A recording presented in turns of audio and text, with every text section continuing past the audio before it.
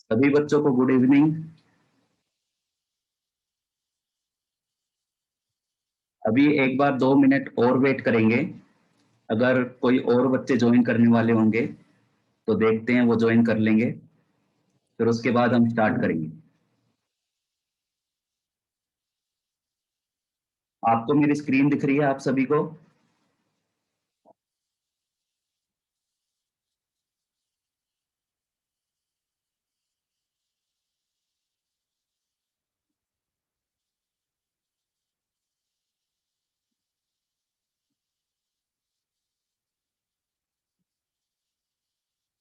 आप सभी चैट में लिख के बता सकते हो क्या मेरी आवाज क्लियर आ रही है? स्क्रीन दिख रही है क्या आप सबको मेरी?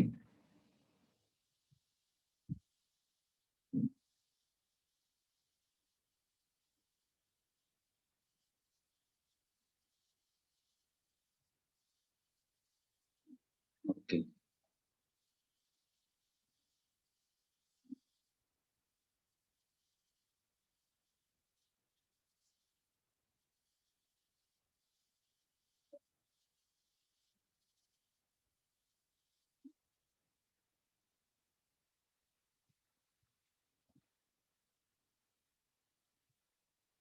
तो चलिए फिर स्टार्ट करते हैं। तो हमारा जो आज का टॉपिक रहेगा, वो टॉपिक रहेगा हमारा सेट्स। तो देखो, मैं आप सभी को पहले बता दूं, आप सभी बच्चे अभी जो है 10th क्लास से 11th में प्रमोट हुए होंगे।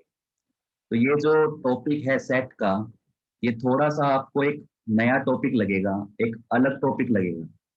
लेकिन जैसे जैसे आपकी जान पहचान होगी इस टॉपिक के साथ, जैसे जैसे आप फैमिलियर होंगे, इंट्रोड्यूस होंगे इस टॉपिक के साथ, तो आपको ये फिर इजी टॉपिक लगेगा, आप इसके साथ बिल्कुल कंफर्टेबल हो जाएंगे। ठीक है? तो इससे पहले हम स्टार्ट करें, मैं आपको ये बता देना चाहता हूँ कि ये जो हमारा टॉपिक है सेट, ये कंसेप्ट एक्चुअली में दिया किसने था।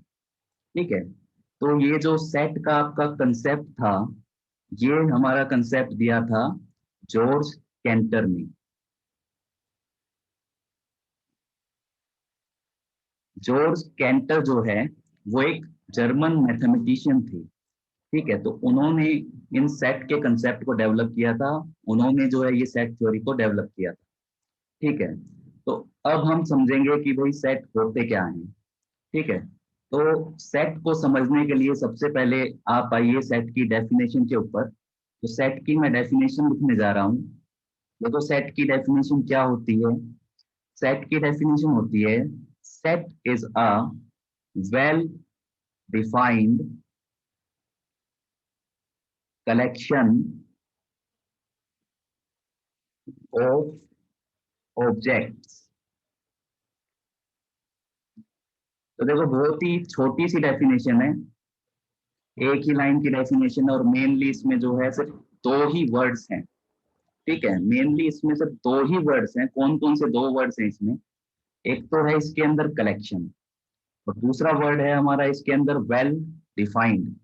तो हम वन बाय वन करके क्या करेंगे, इन दोनों ही वर्ड के मतलब को हम समझेंगे कि भाई कलेक्शन से हमारा क्या मतलब है और वेल डिफाइंड से हमारा क्या मतलब है। उसके बाद फिर हम जो है कलेक्टिवली देखेंगे कि हमारी डेफिनेशन क्या बनती है। ठीक है? तो सबसे पहले हम आते हैं हमारे वर्ड कलेक्शन के ऊपर। तो इसके लिए आप एक बार रियल लाइफ के ऊपर आओ। रियल लाइफ में आपने सुना होगा कि भाई किसी फलाने बच्चे के पास जो है स्टैम्प्स का कलेक्शन है, या आपने सुना होगा किसी फलाने फलाने के पास जो पेन्स का कलेक्शन है, या फिर किसी फलाने के पास जो है बुक्स का कलेक्शन है। इस टाइप से आपने सुना होगा रियल लाइफ में ये चीजें। तो यहाँ पे कलेक्शन का मतलब होता क्या है? यहाँ पे कलेक्शन का मतलब ये होता है, जब हम कहते हैं कलेक्शन की बात करते हैं, तो इसका मतलब ये होता है कि उस बच्चे ने जो है ना, वो चीजें अपने पास इकट्ठी कर रखी हैं, या उस बच्चे ने वो चीजें अपने पास जमा कर रखी हैं। ठीक है? तो किसी चीज को इकट्ठा करना या किसी चीज को एक जगह पर जमा करना, वही हमारा कलेक्शन कहलाता है। ठीक है? तो कलेक्शन का मतलब है किसी चीज को इकट्ठा करना एक जगह पे, या फिर मैं कहूँ जमा करना। ठीक है? वो कहलाता है कलेक्शन। तो मेरे हिसाब से आप समझ गए होंगे कलेक्शन का क्या मतलब होता है। तो अब हम चलते हैं हमारे अगले वर्ड के ऊपर। हमारा अगला वर्ड है वो काफी इंपॉर्टेंट वर्ड है, वो है हमारा वेल डिफाइंड।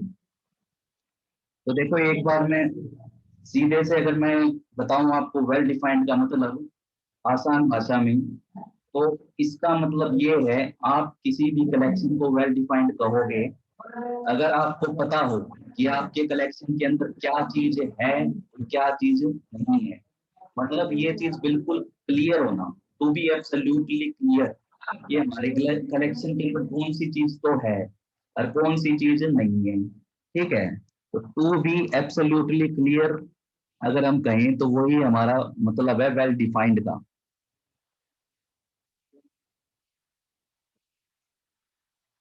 अब इसको हम एक एग्जांपल से समझ लेते हैं, इसको वेल डिफाइंड को थोड़ा और अच्छे से आपके माइंड में सेट हो जाएगा, आपको समझ में आ जाएगा कि भाई वेल डिफाइंड का मतलब है क्या। तो सपोज करो, मान लो क्या किया, मैंने एक बच्चे को बुलाया, मैंने कहा भाई ऐसा कर, हिसार के अंदर जितने भी स्कूल है ना उनकी एक लिस्ट बना के ला। तो बच्चे ने कहा ठीक है सर। फिर मैंने दूसरे बच्चे को बुलाया, मैंने कहा भाई तू भी ऐसा कर, हिसार के अंदर जितने भी स्कूल हैं उनकी एक लिस्ट बना के ला। तो उसने कहा ठीक है सर। फिर जो है तीसरे बच्चे को बुलाया मैंने, उसको भी मैंने यही बात बोली। चौथे बच्चे को बुलाया, उसको भी यही बात बोली। फिर ऐसे एक एक करके मैंने क्लास के सारे बच्चे को बुला लिया और सभी को मैंने यही बात बोल दी। ठीक है, अब वो बच्चे मेरे पास अगले दिन आए, बोले सर लिस्ट बन गई। तो अब आप मेरे को ये एक बात बताओ, जो सभी बच्चों ने उन्होंने लिस्ट बनाई है, क्या उन सबकी लिस्ट सेम होगी कि अलग होगी? सेम होगी। क्यों सेम होगी? क्योंकि देखो, कोई भी स्कूल अगर हिसार के अंदर होगा तो उस स्कूल का नाम सभी बच्चों की लिस्ट के अंदर होगा। ऐसा नहीं है कि एक बच्चे की लिस्ट के अंदर नाम नहीं है उस स्कूल का और बाकी बच्चों की लिस्ट में है। नहीं, फिर उसने लिस्ट गलत बनाई होगी। तो ये है, अगर कोई स्कूल हिसार के अंदर होगा तो उसका नाम तो सभी बच्चों की लिस्ट के अंदर होगा। और कोई स्कूल अगर हिसार के अंदर नहीं है ना, तो उसका नाम किसी भी बच्चे की लिस्ट में नहीं मिलेगा। तो सभी बच्चों की लिस्ट जो है वो सेम बनेगी। तो ऐसा क्यों हुआ? ऐसा इसलिए हुआ क्योंकि जो मेरी इंस्ट्रक्शन थी उन बच्चों को जो मैंने दी थी, या जो उन्होंने लिस्ट बनाई है, जो कलेक्शन बनाया है, वो कलेक्शन कैसा है, वो वेल डिफाइंड है, बिल्कुल क्लियर है वो। अब जो है हम क्या करेंगे, एक एग्जांपल और लिखते हैं जिसके अंदर हमारा कलेक्शन वेल डिफाइंड नहीं है। ऐसा एग्जांपल और लिखते हैं, फिर आपको और भी क्लियर हो जाएगा।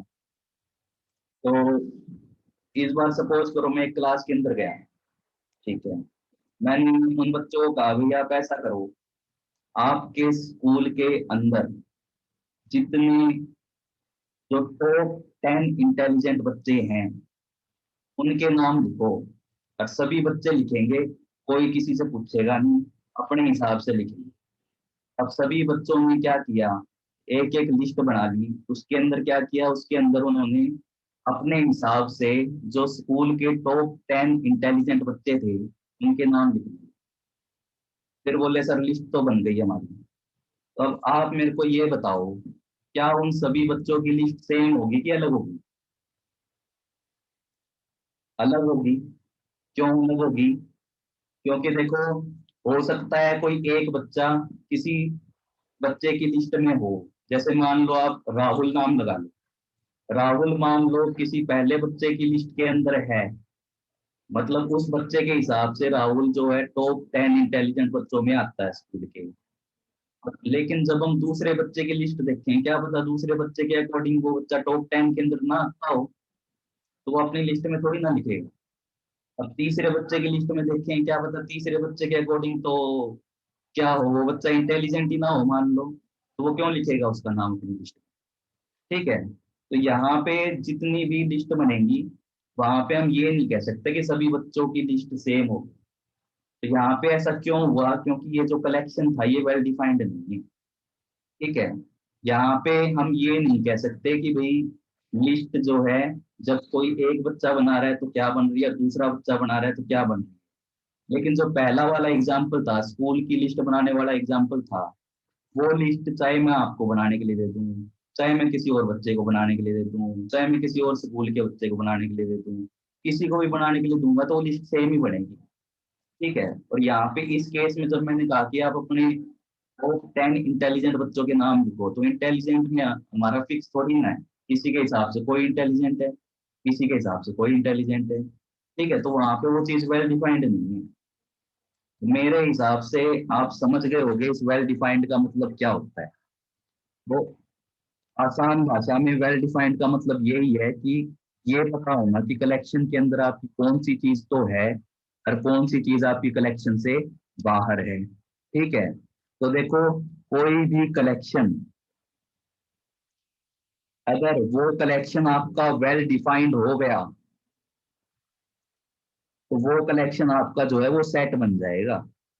ठीक है, जैसे एग्जांपल अभी अभी हमने देखा, collection of all schools in Hisar. Hisar के जो सभी स्कूल्स हैं का कलेक्शन है वो एक सेट बनेगा। ठीक है, और अगर कोई कलेक्शन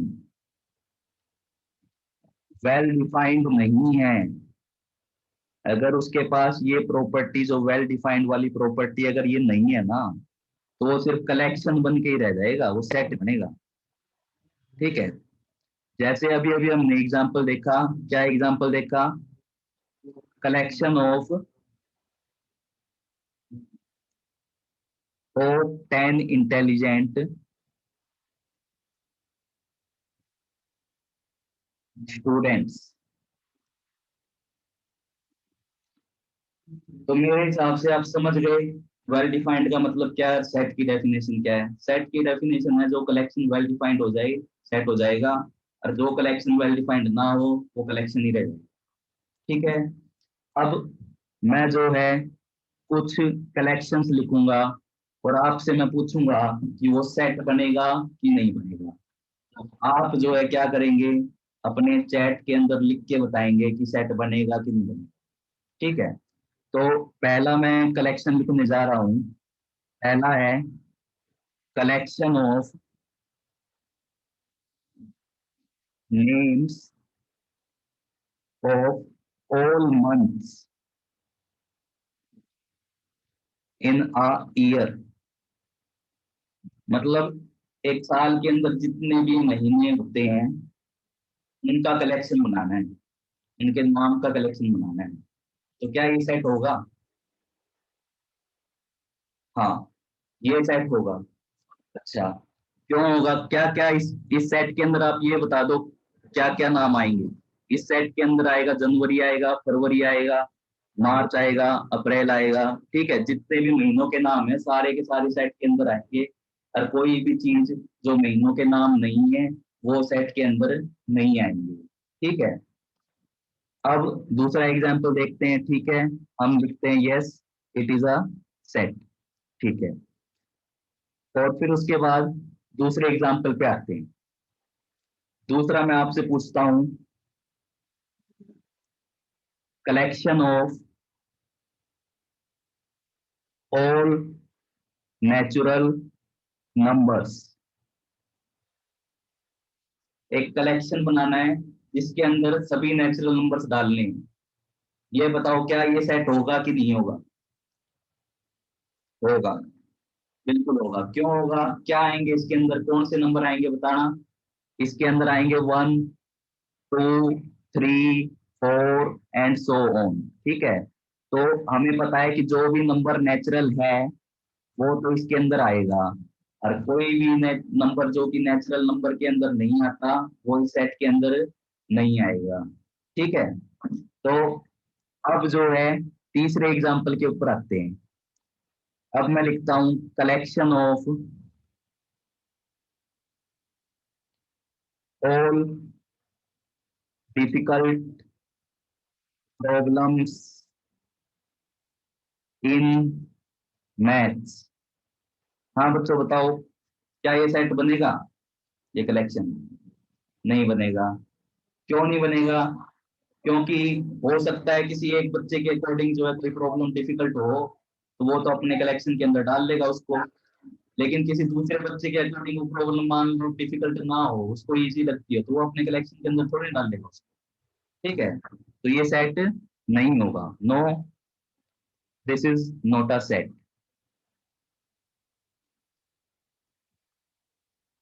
ठीक है, अब आते हैं हम अगले कलेक्शन के ऊपर आते हैं। हाँ बिल्कुल, जो डिफिकल्टी का लेवल है वो डिफरेंट लोगों के लिए डिफरेंट होता है। ठीक है, अब देखो फोर्थ कलेक्शन के ऊपर आते हैं। अब मैं लिखता हूं कलेक्शन ऑफ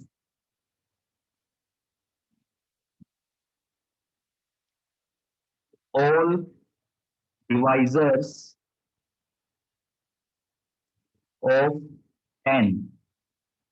10 के सभी डिवाइजर्स, यानी ऐसे नंबर्स जो 10 को डिवाइड करते हैं, क्या ये कलेक्शन एक सेट बनेगा? जी हाँ, बिल्कुल बनेगा।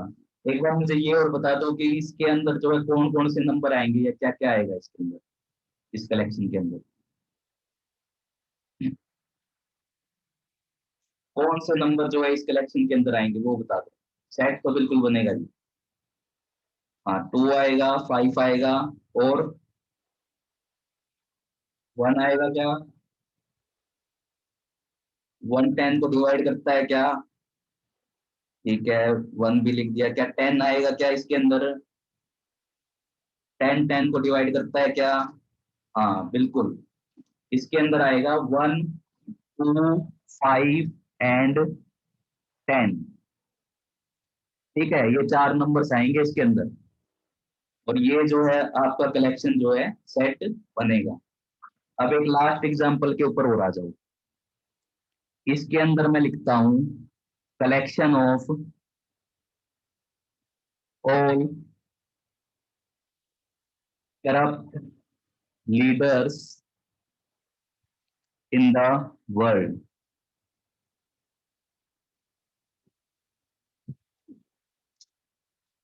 हाँ, बताओ बच्चों, सेट बनेगा क्या ये? नहीं बनेगा। क्यों नहीं बनेगा सेट? क्योंकि हो सकता है कोई एक लीडर मेरे अकॉर्डिंग तो करप्ट हो, आपके अकॉर्डिंग करप्ट ना हो, तो उसका नाम आप थोड़ी ना लिखोगे उस लिस्ट के अंदर। और मेरे अकॉर्डिंग करप्ट है तो मैं उसका नाम लिखूंगा लिस्ट के अंदर। तो ये चीज जो है ये वेल डिफाइंड नहीं है, तो इसका मतलब ये जो है ये सेट नहीं बनेगा। ठीक है, no, this is not a set. आपको मेरी स्क्रीन नहीं दिख रही क्या? हाँ बच्चों, ये जो स्क्रीन के ऊपर मैं लिखने लग रहा हूँ आपको दिख रहा है क्या? ओके, चलो दिख रहा है, बढ़िया बात है। अच्छा, अब जो है मेरे हिसाब से आप सेट की डेफिनेशन समझ गए होंगे सभी बच्चे। तो अब जो है हम आगे चलते हैं, नेक्स्ट बात करते हैं। अब हम बात करेंगे, भाई सेट को तो हमने समझ लिया, अब हम सेट को लिखेंगे कैसे, how to represent a set. ठीक है, या रिप्रेजेंटेशन ऑफ अ सेट।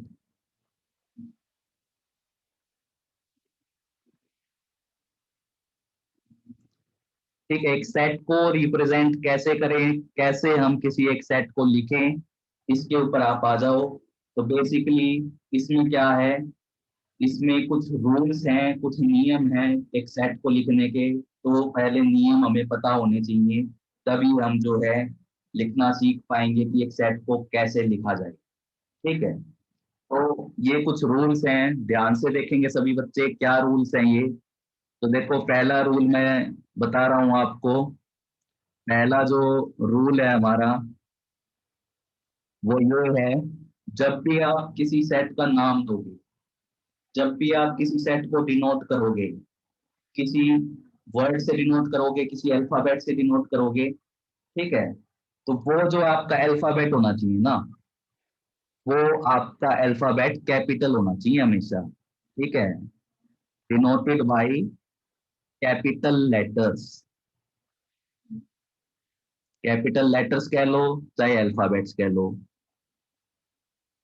मतलब जैसे कि देखो, ए हो गया आपका, बी हो गया, सी हो गया, एक्स हो गया, वाई हो गया।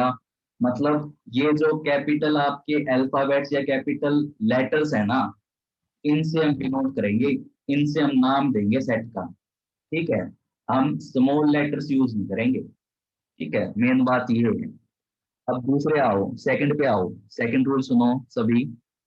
सेकंड रूल ये है कि सेट के अंदर जो भी चीजें हम लिखते हैं, जैसे कि हमने वो कलेक्शन बनाया था, अगर अभी मैंने थोड़ी देर पहले आपको बताया था स्कूल के नाम वाला एग्जाम्पल, तो उसमें क्या चीजें लिखी थी हमने सेट के अंदर? स्कूल के नाम लिखे थे। तो यानी कुछ भी चीज आप लिखते हो सेट के अंदर, उस चीज को हम कहते हैं एलिमेंट्स। ठीक है, मैं कहूं एंट्रीज इन आ सेट, किसी भी सेट के अंदर लिखे जाने वाली जो चीजें हैं उनको हम कहते हैं एलिमेंट्स का नाम देते हैं उनको। ठीक है, अब ये जो एलिमेंट्स हैं, अगर हमें इनको सिंबॉलिक फॉर्म में लिखना है, अगर हमें सिंबल से लिखना पड़ जाए इन एलिमेंट्स को, तो रूल ये है, ये सिंबल्स जो हम यूज करेंगे वो हमेशा हम स्मॉल लेटर्स या स्मॉल अल्फाबेट्स यूज करेंगे। मतलब अगर हमें किसी सेट को सिंबॉलिक फॉर्म में लिखना पड़ा, तो हम जो है किस टाइप के अल्फाबेट्स यूज करेंगे, जैसे एक्स हो गया, वाई हो गया, जेड हो गया, टी हो गया, यू हो गया, वी हो गया, डब्ल्यू हो गया। ठीक है, मतलब ये जितने भी आप यूज करोगे ना, वो स्मॉल अल्फाबेट्स यूज करोगे अगर आपको यूज करना पड़ रहा है।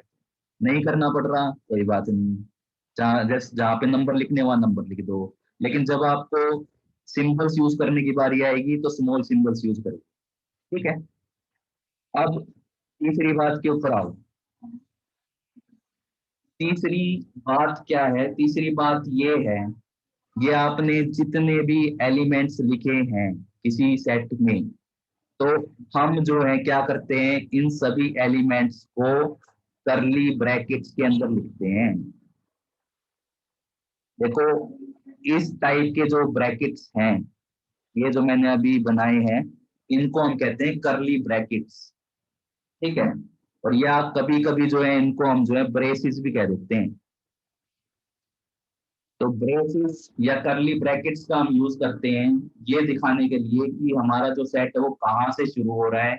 जहां से शुरू हो रहा हो, शुरू होने से पहले आप ये ब्रैकेट लगाओ। फिर कहाँ पे वो सेट खत्म हो रहा है, खत्म कहाँ हो रहा है वो दिखाने के लिए आप ये लास्ट वाला ब्रैकेट लगाओ। ठीक है, और बीच में जितने भी आपके सेट के अंदर एंट्रीज हैं, जितने भी एलिमेंट्स हैं, आप वो लिखो। तो अब मैं एक जर्नल सेट लिख के दिखा रहा हूँ कि जर्नली एक सेट को कैसे लिखा जाए, एक जर्नल सेट आपको लिख के बता रहा हूँ।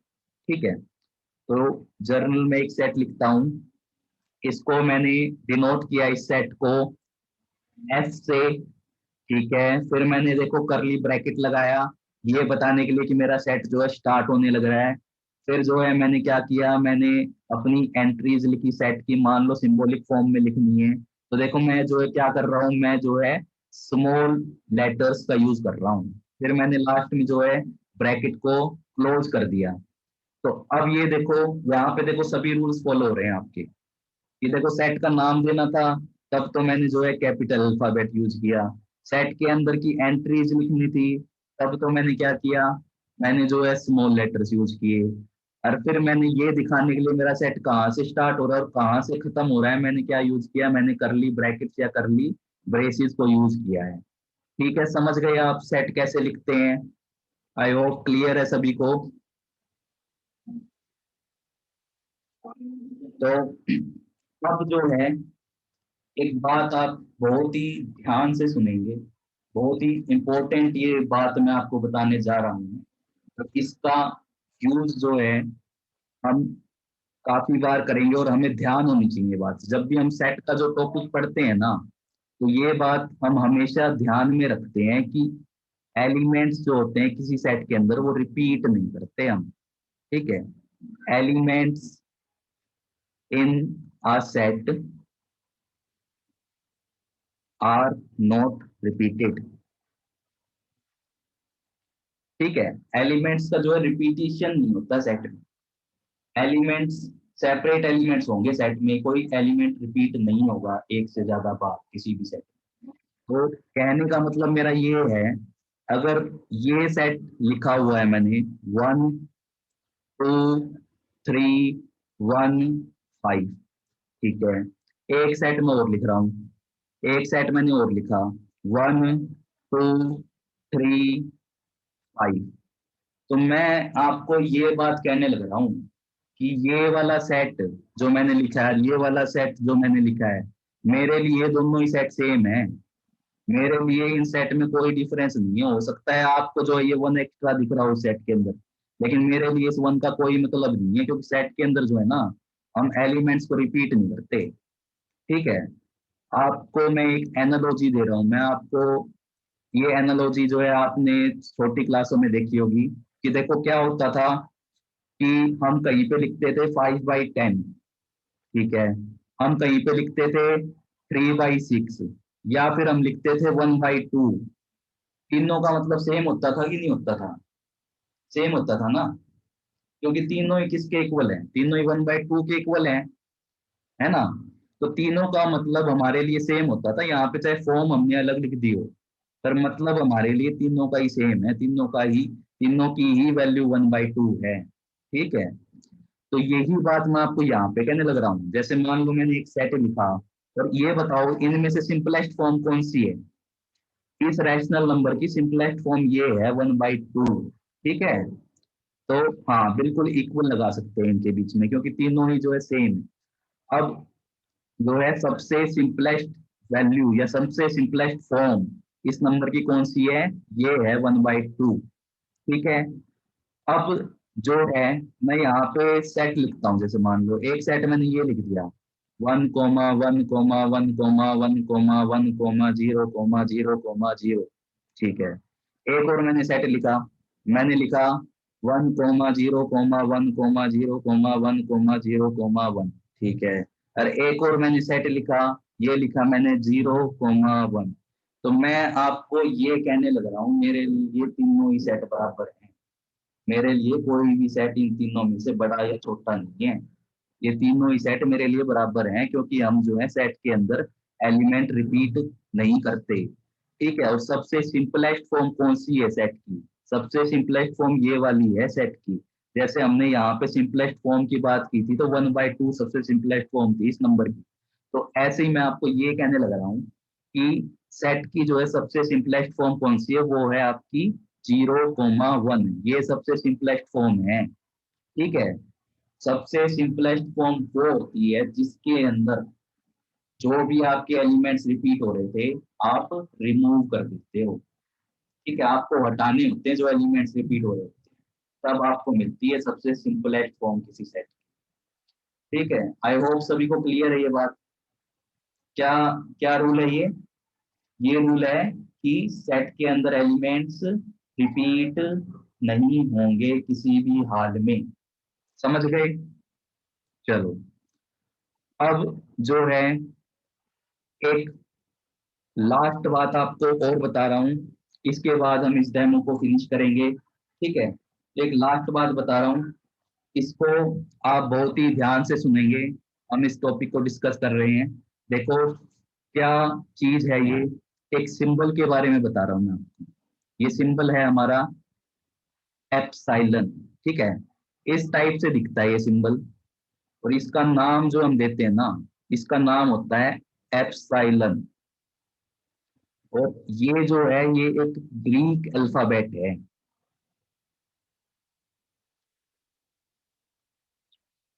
तो देखो क्या चीजें हैं, एप्सिलॉन तो है इसका नाम,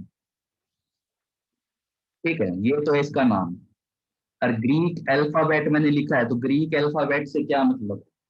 इसका मतलब ये है, जैसे हमारी इंग्लिश लैंग्वेज है, उसके अंदर अल्फाबेट्स क्या होते हैं? ABCDEFG, ये क्या चीजें? ये अल्फाबेट्स हैं। ठीक है, अब जो है ऐसे ही अगर मैं हिंदी लैंग्वेज की बात करूं, तो हिंदी लैंग्वेज के अंदर अल्फाबेट्स क्या होते हैं? हमारे वर्ण होते हैं क ख ग घ, इस टाइप से। ठीक है, तो ऐसे ही जो आपकी ग्रीक लैंग्वेज होती है ना, वहां से एक अल्फाबेट हमने उठाया है यूज करने के लिए। ठीक है, क्योंकि मोस्टली जो हम मैथमेटिक्स ये जो पढ़ रहे हैं ना अभी, सेट थ्योरी वगैरह, ये हमारी ग्रीक में वहां पे डेवलप हुई है, तो वहां के जो लोग थे वो इन चीजों को यूज करते थे।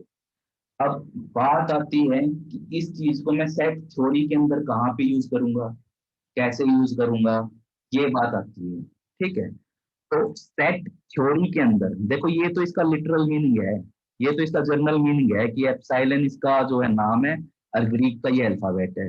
लेकिन सेट थ्योरी में इसका मेरा क्या मतलब होगा वो मैं आपको बता रहा हूँ। तो इसका मतलब समझा जाएगा बिलोंग्स टू। मतलब ये है, कहीं पे भी मेरे को अगर ये वर्ड लिखना होगा बिलोंग्स टू, तो मैं अपना टाइम सेव करूंगा, मैं अपना टाइम बचाऊंगा। मैं इतना बड़ा लिखने के बजाय ना सिंपल ये सिंबल लगा दूंगा। ठीक है, तो मैं अपना टाइम बचाने के लिए एक शॉर्टकट बना रहा हूँ। क्या शॉर्टकट बना रहा हूँ कि जहां पे मेरे को लिखना होगा बिलोंग्स टू, वहां पे मैं जो है इस एप्सिलॉन को लिख दूंगा। ठीक है, छोटी सी बात है। अब देखो, जैसे सपोज करो कोई सेट है आपके पास। ठीक है, मान लो ए कोई सेट है, ए बी एनी सेट, और कहीं पे ये लिखा हुआ है 3, फिर ये साइन लगाया, फिर मैंने लिखा ए। तो क्या पढ़ेंगे इसको? इसको हम पढ़ेंगे 3 बिलोंग्स टू ए। ठीक है, 3 बिलोंग्स टू सेट ए। और मतलब क्या होगा इसका? इसका मतलब होगा कि ये जो एलिमेंट 3 है वो मेरे सेट ए के अंदर है। ठीक है, ऐसे ही अगर कहीं पे ये लिखा हो 9, फिर ये एप्सिलॉन लगाया, फिर ये ए लगाया, और इस बार मैंने क्या किया, इस एप्सिलॉन के ऊपर ना एक कट लगा दिया ऐसे। ठीक है, तो इस चीज को हम क्या पढ़ेंगे? इस चीज को हम पढ़ेंगे 9 डज नॉट बिलोंग टू। ठीक है, अगर मैंने एप्सिलॉन के ऊपर कट लगा दिया ना, तो तब इसको पढ़ा जाएगा डज नॉट बिलोंग टू।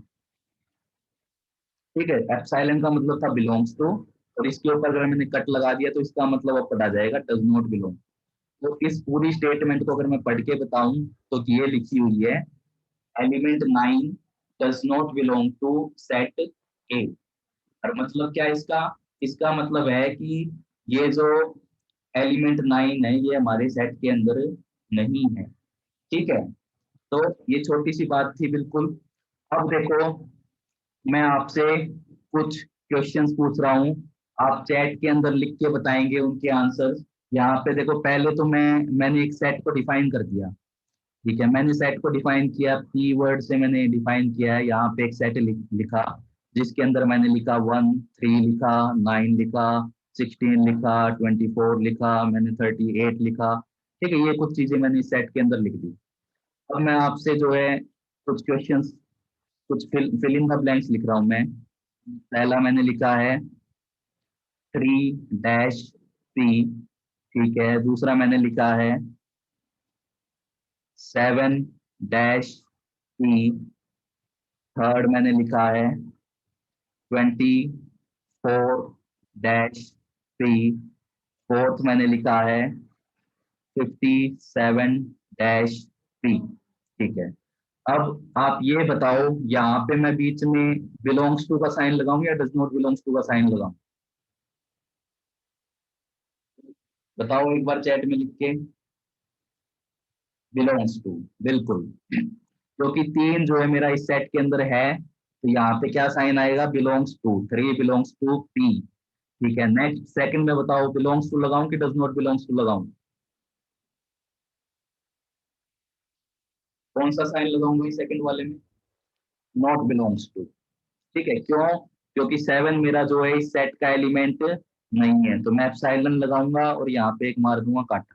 ठीक है, फिर 24 बताओ, क्या साइन लगाऊं थर्ड वाले में? Belongs to.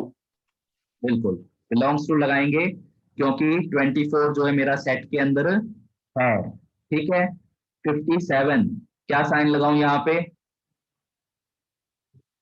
Does not belong to. Not not belongs to. हाँ, नॉट बिलोंग्स टू। क्यों नॉट बिलोंग्स टू? क्योंकि ये सेट के अंदर अब मेरा एलिमेंट नहीं है। ठीक है, अच्छा, एक एग्जांपल और करते हैं। मैंने एक और सेट बनाया के, और के सेट को मैंने डिफाइन किया है collection of all divisors of 24। ठीक है, तो सेट नहीं लिख रहा हूं मैं, सिर्फ आपसे यहीं से डायरेक्ट क्वेश्चन पूछ रहा हूं। आप ये बताओ 5 - के लिखा है मैंने, और एक सेकंड मैंने लिखा है 12 - के। बताओ मुझे यहाँ पे क्या आएगा, बिलोंग्स टू आएगा कि डज नॉट बिलोंग्स टू आएगा? Does not belongs to. क्यों? क्योंकि 5 जो है हमारे 24 के डिवाइजर्स के अंदर नहीं आता। ठीक है, 12 बताओ क्या साइन लगाऊं यहाँ पे 12 के लिए? Belongs to. क्यों? क्योंकि 12 मेरा जो है 24 को डिवाइड करता है। अच्छा, क्या मुझे आप ये सेट लिखवा दोगे? ये के सेट के अंदर क्या क्या एलिमेंट्स आएंगे, एक बार लिखवाना। कौन कौन से एलिमेंट? 1 आएगा क्या इसके अंदर? 1 आएगा क्या इस सेट के अंदर? के मैंने ये डिफाइन किया हुआ है, आएगा। क्यों? क्योंकि 1 जो है 24 को डिवाइड करता है। ठीक है, 2 आएगा क्या इस सेट के अंदर? 2 आएगा, क्योंकि 2 भी मेरा डिवाइड करता है 24 को। हाँ बिल्कुल। 3 भी आएगा, प्रशांत आपने 3 नहीं लिखा इसके अंदर, 3 भी डिवाइड करता है 24 को। 3 भी आएगा। मंजीत आपने जो है 4 नहीं लिखा, 4 भी आएगा। और 6 6 आएगा। फिर उसके बाद जो है 8 आएगा, 12 आएगा, और 24 आएगा। ठीक है, तो ये एलिमेंट्स इस सेट के अंदर आएंगे। तो आई होप जो है आप समझ गए होंगे, जो भी हमने आज 2-3 कंसेप्ट यहाँ पे समझे हैं सेट के बारे में। तो आज का जो है डेमो इतना ही था। और अब जो है देखो, ये मेरा नंबर है 9996845684। किसी भी बच्चे को अगर इंटरेस्ट है क्लासेस, रेगुलर क्लासेस ज्वाइन करने का, या कोई भी डिटेल रेगुलर क्लास के बारे में चाहता है, तो इस नंबर के ऊपर आप व्हाट्सएप करके पूछ सकते हो। ठीक है, तो अब यहाँ पे सेशन को हम यहीं पे क्लोज कर रहे हैं। आप सभी का धन्यवाद, आप सभी को थैंक यू इस सेशन को ज्वाइन करने के लिए। Okay, bye. देखो, फीस वगैरह सब कुछ डिटेल आप इस नंबर पे व्हाट्सएप करके पूछ सकते हो। अभी मैं इस सेशन को क्लोज कर रहा हूँ।